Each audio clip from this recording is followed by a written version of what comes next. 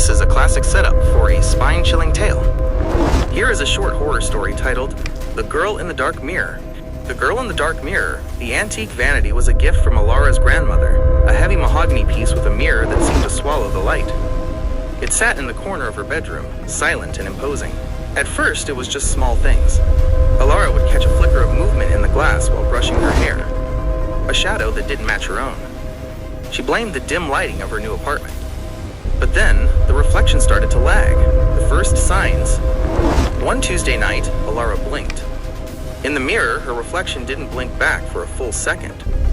She froze, her heart hammering against her ribs. She raised her right hand. The girl in the glass raised her left, but her fingers were slightly longer, her skin a shade too pale.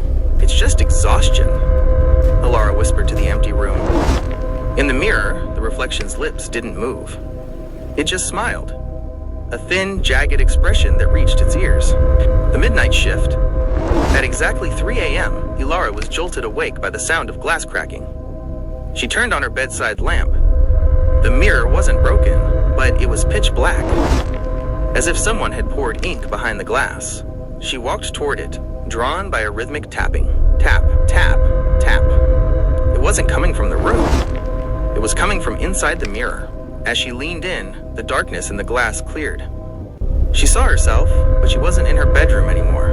The reflection was standing in a cold, gray version of her room, surrounded by dead flowers and heavy dust. The swap. The other, Alara, pressed her palms against the glass. "Let me out," the reflection mouthed. Before Alara could scream, a cold, gray hand shot out from the surface of the mirror and grabbed her throat. The glass felt like freezing water. Alara tried to pull away, but the grip was like iron. In one violent jerk, the world flipped. The aftermath. Alara tumbled onto a hard, dusty floor. She scrambled up and lunged for the mirror, hitting a solid, cold wall of glass. On the other side, she saw her bedroom, warm, bright, and safe. She saw the other girl standing there, smoothing down her hair and wearing Alara's favorite silk robe. The girl looked at the mirror and winked.